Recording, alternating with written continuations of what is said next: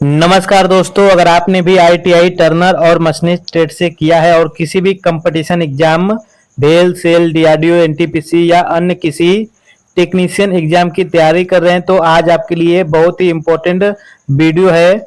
आपको मैं नीमी ओरिजिनल का एमसीक्यू टोटल 50 क्वेश्चन कराने वाला हूं। दोस्तों, आज का हमारा पहला प्रश्न है कि किसी लेथ मशीन में हेड स्टॉक का मुख्य कार्य क्या है। ऑप्शन है आपका टूल को पकड़ना, वर्ग को पकड़कर घुमाना, फीड देना या सपोर्ट करना। तो ऑप्शन नंबर आपका यहाँ पर बी राइट आंसर हो जाएगा, वर्ग को पकड़कर घुमाना। अगला प्रश्न है कि टेल स्टॉक स्पेंडल किस दिशा में चलता है। तो ऑप्शन है आपका ऊपर नीचे, धुरी के समांतर, धुरी के लंबवत या तिरछा। तो ऑप्शन नंबर आपका यहाँ पर बी राइट आंसर हो जाएगा, धुरी के समांतर। अगला है कि टूल का रैग एंगल किस दिशा में दिया जाता है। तो ऑप्शन है आपका कटिंग एज के पीछे, कटिंग एज के आगे, टूल की नोक पर या टूल की चौड़ाई पर। तो ऑप्शन नंबर है आपका B right answer, cutting edge के आगे।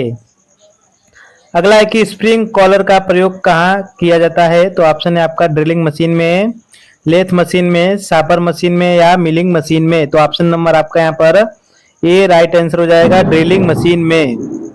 अगला है कि स्लिप्ड टेलस्टॉक का प्रयोग किस कार्य के लिए होता है। तो ऑप्शन है आपका facing, taper, turning, thread cutting या ड्रिलिंग। तो ऑप्शन नंबर आपका यहाँ पर बी राइट आंसर हो जाएगा, टेपर टर्निंग। अगला है कि ड्रिल बीट का सामान्य हेलिक्स एंगल कितना होता है। तो ऑप्शन है आपका 15 डिग्री, 25 डिग्री, 30 डिग्री या 60 डिग्री। तो ऑप्शन नंबर आपका यहाँ पर सी राइट आंसर हो जाएगा, 30 डिग्री। अगला प्रश्न है कि किसी लेथ मशीन में स्पीड गियर किस भाग में होता है। तो ऑप्शन है आपका tell stock, head stock, carriage या बेड। तो ऑप्शन नंबर आपका यहाँ पर बी राइट आंसर हो जाएगा, हेड स्टॉक। अगला है कि स्टेप्ड पुल्ली का प्रयोग किसके लिए होता है। तो ऑप्शन है आपका वर्क को सपोर्ट देने के लिए, स्पीड बदलने के लिए, टूल को क्लैंप करने के लिए या बेड को मजबूत करने के लिए। तो ऑप्शन नंबर आपका यहाँ पर बी राइट आंसर हो जाएगा, स्पीड को बदलने के लिए। अगला है कि स्प्रिंग वॉशर का प्रयोग क्यों किया जाता है। तो ऑप्शन है आपका क्लियरेंस बढ़ाने के लिए, ढीला होने से रोकने के लिए, टॉर्क देने के लिए या ब्याज घटाने के लिए। तो ऑप्शन नंबर आपका यहाँ पर बी राइट आंसर हो जाएगा, ढीला होने से रोकने के लिए। अगला है कि भी ब्लॉक का उपयोग किसके लिए होता है। तो ऑप्शन है आपका छेद करने के लिए, सिलेंड्रिकल वर्क पकड़ने के लिए, कोण मापने के लिए या लंबाई मापने के लिए। तो ऑप्शन नंबर आपका यहाँ पर बी राइट आंसर हो जाएगा, सिलेंड्रिकल वर्क पकड़ने के लिए। अगला है कि कटिंग टूल का कौन सा भाग धातु काटता है। तो ऑप्शन है आपका फ्लैंक, रैक, कटिंग एज या शैंक। तो ऑप्शन नंबर आपका यहाँ पर सी राइट आंसर हो जाएगा, कटिंग एज। अगला है कि थ्रेड रिंग गेज का प्रयोग किसके लिए होता है। तो ऑप्शन है आपका आंतरिक थ्रेड चेक करने के लिए, बाहरी थ्रेड चेक करने के लिए, पीच चेक करने के लिए या कोण चेक करने के लिए। तो ऑप्शन नंबर आपका यहाँ पर बी राइट आंसर हो जाएगा, बाहरी थ्रेड चेक करने के लिए। अगला है कि पावर फीड किससे मिलता है। तो ऑप्शन है आपका गियर ट्रेन से, लीड स्क्रू से, हैंड व्हील से या बेल्ट से। तो ऑप्शन नंबर आपका यहाँ पर ए राइट आंसर हो जाएगा, गियर ट्रेन से। अगला है कि फ्लाई व्हील का प्रयोग कहाँ किया जाता है। तो ऑप्शन है आपका lathe machine, shaper machine, drilling machine में या मिलिंग मशीन में। तो ऑप्शन नंबर आपका यहाँ पर बी राइट आंसर हो जाएगा, सापर मशीन में। अगला कि मैंड्रेल का प्रयोग किसके लिए किया जाता है। तो ऑप्शन है आपका गियर काटने के लिए, छेद वाले वर्क को पकड़ने के लिए, कोण मापने के लिए या फीड देने के लिए। तो ऑप्शन नंबर आपका यहाँ पर बी राइट आंसर हो जाएगा, छेद वाले वर्क को पकड़ने के लिए। अगला है कि लेथ मशीन के ट्रेवल्स से क्या होता है। तो ऑप्शन है आपका टूल को कोण पर मूव करना, टूल को लंबाई में मूव करना, टूल को चौड़ाई में मूव कराना या टूल को तेज करना। तो ऑप्शन नंबर आपका यहाँ पर बी राइट आंसर हो जाएगा, टूल को लंबाई में मूव कराना। अगला है कि कंपाउंड स्लाइड का मुख्य प्रयोग किसके लिए होता है। तो ऑप्शन है आपका facing, taper turning, thread cutting या नर्लिंग। तो ऑप्शन नंबर आपका यहाँ पर बी आपका राइट आंसर हो जाएगा, टेपर टर्निंग। अगला है कि सी क्लेम का प्रयोग किसके लिए होता है। तो ऑप्शन है आपका जॉब पकड़ने के लिए, गेज पकड़ने के लिए, टूल पकड़ने के लिए या बेड पकड़ने के लिए। तो ऑप्शन नंबर आपका यहाँ पर ए राइट आंसर हो जाएगा, जॉब पकड़ने के लिए। अगला है कि स्प्रिंग कॉलर का प्रयोग कब किया जाता है, तो ऑप्शन है आपका ड्रिल की गहराई तय करने के लिए, फीड बढ़ाने के लिए, आरपीएम घटाने के लिए, या टूल शार्प करने के लिए। तो ऑप्शन नंबर आपका यहाँ पर ए राइट आंसर हो जाएगा, ड्रिल की गहराई तय करने के लिए।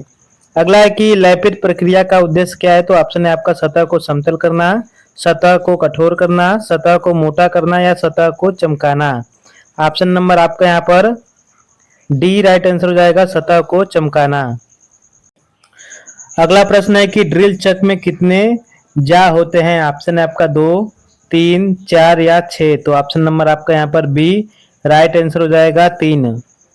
अगला कि सेंटर ड्रिल का प्रयोग क्यों किया जाता है, तो ऑप्शन आपका छेद बड़ा करने के लिए, थ्रेड बनाने के लिए, लेथ में वर्क को सेंटर करने के लिए, या रिमिंग करने के लिए। तो ऑप्शन नंबर आपका यहाँ पर दोस्तों सी राइट आंसर हो जाएगा, लेथ में वर्कर को सेंटर करने के लिए। अगला है कि स्नैप गेज का प्रयोग किसके लिए होता है, तो ऑप्शन है आपका आंतरिक व्यास चेक करने के लिए, बाहरी व्यास चेक करने के लिए, गहराई चेक करने के लिए, या कोण चेक करने के लिए। तो ऑप्शन नंबर आपका यहाँ पर बी राइट आंसर हो जाएगा, बाहरी व्यास चेक करने के लिए। अगला है कि क्लैंपिंग बोल्ट पर स्प्रिंग वॉशर क्यों लगाया जाता है, तो ऑप्शन है आपका कसावट बढ़ाने के लिए, घर्षण घटाने के लिए, वाइब्रेशन रोकने के लिए, या व्यास घटाने के लिए। तो ऑप्शन नंबर आपका यहाँ पर सी राइट आंसर हो जाएगा, वाइब्रेशन रोकने के लिए। अगला है कि पिच गेज किसके लिए उपयोग होता है, तो ऑप्शन है आपका थ्रेड का कोण मापने के लिए, थ्रेड की पिच मापने के लिए, व्यास मापने के लिए, या रन आउट मापने के लिए। तो ऑप्शन नंबर आपका यहाँ पर बी राइट आंसर हो जाएगा, थ्रेड की पिच मापने के लिए। अगला है कि कंपाउंड स्लाइड किसके लिए प्रयोग होती है, तो ऑप्शन है आपका फेसिंग, टेपर टर्निंग, नर्लिंग, या ड्रिलिंग। तो ऑप्शन नंबर आपका यहाँ पर बी राइट आंसर हो जाएगा, टेपर टर्निंग। अगला कि वर्नियर माइक्रोमीटर से किस प्रकार की नाप ली जाती है, तो ऑप्शन है लंबाई, व्यास, गहराई, या कोण। तो ऑप्शन नंबर आपका यहाँ पर बी राइट आंसर हो जाएगा, व्यास। अगला है कि टूल पोस्ट किसके ऊपर फिट होता है, तो ऑप्शन है आपका head stock, carriage, tell stock, या बेड। तो ऑप्शन नंबर आपका यहाँ पर बी राइट आंसर हो जाएगा, कैरिज। अगला है दोस्तों कि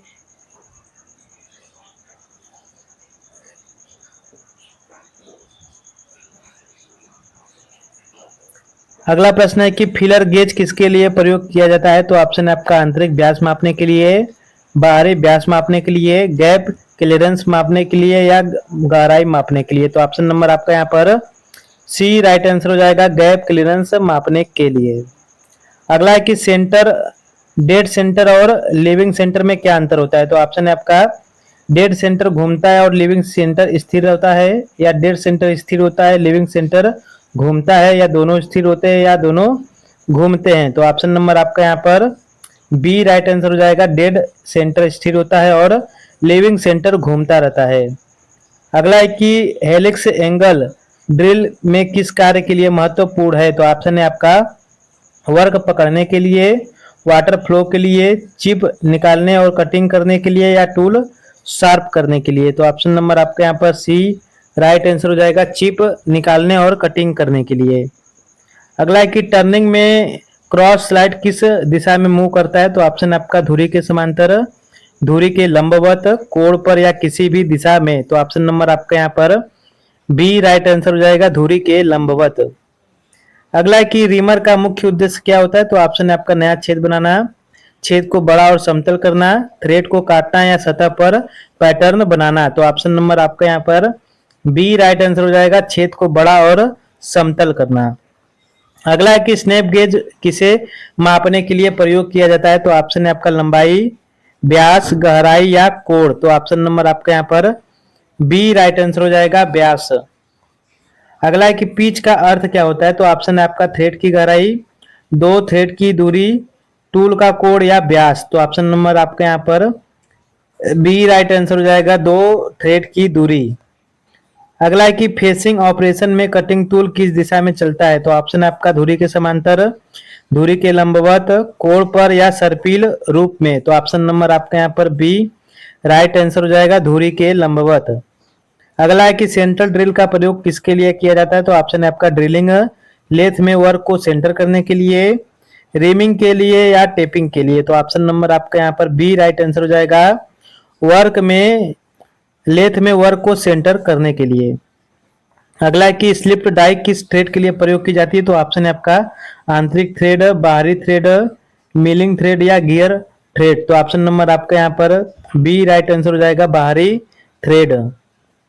अगला है कि टेल स्टॉक का मुख्य कार्य क्या होता है, ऑप्शन है वर्क को पकड़ना, वर्क को सपोर्ट करना, फीड देना या स्पीड बदलना। तो ऑप्शन नंबर बी आपका राइट आंसर हो जाएगा, वर्क को सपोर्ट देना।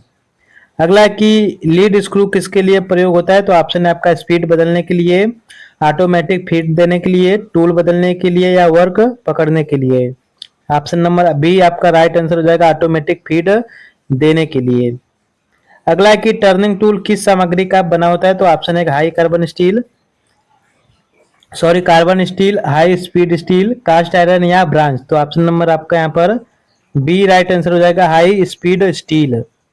अगला है कि स्नैप गेज कितने प्रकार का होता है, ऑप्शन है आपका 1, 2, 3 या 4। तो ऑप्शन नंबर आपका यहाँ पर बी राइट आंसर हो जाएगा, 2।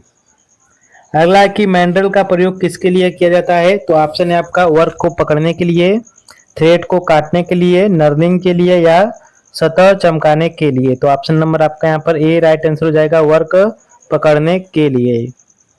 अगला है कि फीड रेट किसमें व्यक्त की जाती है, ठीक है। तो ऑप्शन नंबर आपका यहाँ पर ए दिया है, metre per minute, millimetre per minute या मिलीमीटर पर रेडियन या आरपीएम में। तो ऑप्शन नंबर आपका यहाँ पर सी राइट आंसर हो जाएगा। अगला है कि डायल इंडिकेटर का उपयोग किसके लिए होता है, तो ऑप्शन है आपका लंबाई मापने के लिए, आउटरन रन आउट मापने के लिए, व्यास मापने के लिए या कोण मापने के लिए। तो ऑप्शन नंबर आपका यहाँ पर बी राइट आंसर हो जाएगा, रन आउट मापने के लिए। अगला है कि स्टील को कठोर करने के लिए किस प्रक्रिया का प्रयोग करते हैं, ऑप्शन है आपका एनलिंग, क्वेंचिंग, टेम्परिंग या नॉर्मलाइजिंग। तो ऑप्शन नंबर आपका यहाँ पर बी राइट आंसर हो जाएगा, क्वेंचिंग। अगला है कि लिविंग सेंटर किसके लिए प्रयोग होता है, ऑप्शन है वर्क को सपोर्ट देने के लिए, टूल को पकड़ने के लिए, छेद करने के लिए या थ्रेड कटिंग करने के लिए। तो ऑप्शन नंबर आपका यहाँ पर ए राइट आंसर हो जाएगा, वर्क को सपोर्ट देने के लिए। अगला है कि फेसिंग और एंड कटिंग में क्या अंतर है, ऑप्शन है आपका कोई अंतर नहीं, कट की दिशा में अंतर, टूल का प्रकार अलग, वर्क का आकार अलग। तो ऑप्शन नंबर आपका यहाँ पर बी राइट आंसर हो जाएगा, कट की दिशा में अंतर। अगला है कि हेलिक्स एंगल किससे संबंधित है, ऑप्शन आपका cutting edge, tool sharpness, drill का आकार या वर्क की लंबाई। तो ऑप्शन नंबर आपका यहाँ पर सी राइट आंसर हो जाएगा, ड्रिल का आकार। अगला प्रश्न है कि वाटर कूलेंट का मुख्य उद्देश्य क्या होता है, ऑप्शन है आपका टूल को चिकना करना, वर्क को ठंडा करना, चिप निकालना या उपयुक्त सभी। तो ऑप्शन नंबर आपका यहाँ पर डी राइट आंसर हो जाएगा, उपयुक्त सभी। दोस्तों आज के वीडियो में मैंने टोटल 50 क्वेश्चन कराए हैं निमी का। आगे की क्लास के लिए चैनल को सब्सक्राइब कर लीजिएगा और टर्नर का जो प्लेलिस्ट है चैनल पर जाकर के आप लोग उसे जरूर देखिएगा। धन्यवाद।